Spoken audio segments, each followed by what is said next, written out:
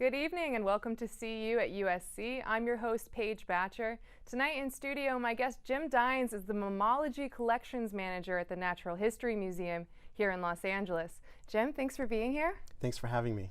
So, mammalogy, how did you get started? Tell me a little bit about your background and how you got into this field. Sure. It actually stems back to my days as an undergraduate. I was a biology major. And Where? At Loyola Marymount here in LA.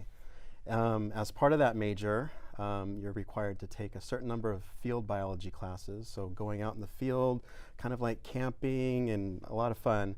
One of those classes was mammalogy, and it was just happenstance that was the course available that semester to fulfill the requirements. So I took it, and I really fell in love with it. Had a great professor, loved the subject, and by the end of that semester decided that was my destiny. So pursued that with more advanced mammalogy courses, and here I am today, Mammalogy Collections Manager.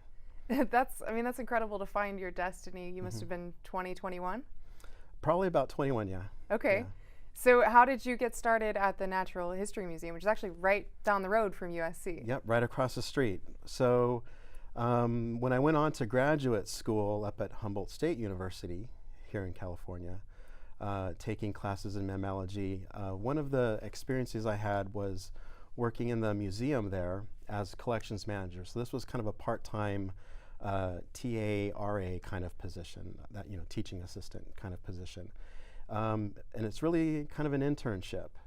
And by the end of that, I decided this is really what I want to do, work in a mammal collection. And there aren't too many in North America. There are several big museums, the LA County Museum, the Smithsonian, but maybe a handful of positions in that kind of thing.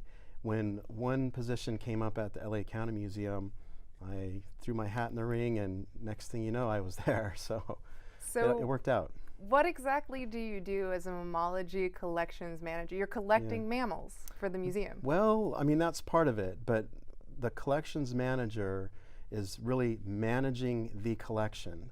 So what a lot of people don't realize about museums like the Natural History Museum is that it's an active research institution. So there's lots going on that people see, the dioramas, the public exhibits, but there's just as much going on behind the scenes. Curators and other researchers that are collecting things and putting them into the museum's collections, which, by the way, number 35 million specimens and artifacts. Here in LA?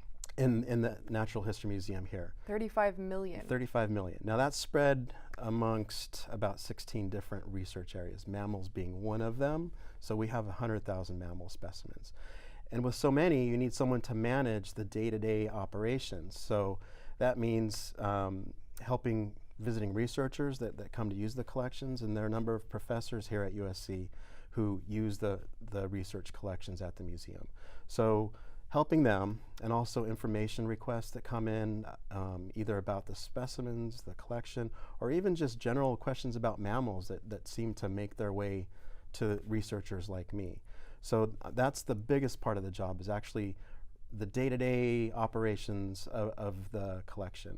Now there is a little bit of going out in the field and collecting new things and adding those to the collection, but that's really just a small part of it.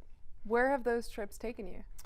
Well, lots of places, mostly local, but one memorable trip was to Vietnam in 2001. This was what we call a multidisciplinary expedition. So we had scientists from several different research areas, mammalogy being one, herpetology, which is the study of reptiles, being another. Okay. So we had all these scientists from the museum out in the field in Vietnam, in rainforests, jungles, people had never seen Westerners before. That was quite an experience. Going up into the mountains and the rainforest was sweet.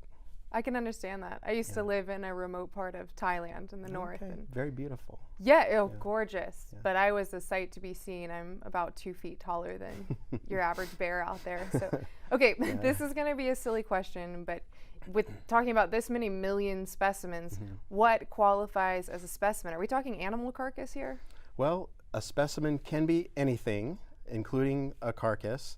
For mammals, we have several different kinds of specimens. It might be a skull or a skeleton or a skin or something of that nature. But our collections at the museum include things that are history related. So, it could be a car or a plane or a document, or from anthropology, it might be a piece of pottery from several thousand years ago, or from our paleontology collections, fossils of dinosaurs, for example. So all of these things would qualify under the name specimen. Okay. Well, okay, so tell me more about what you brought here, because I have so many more questions. I think that this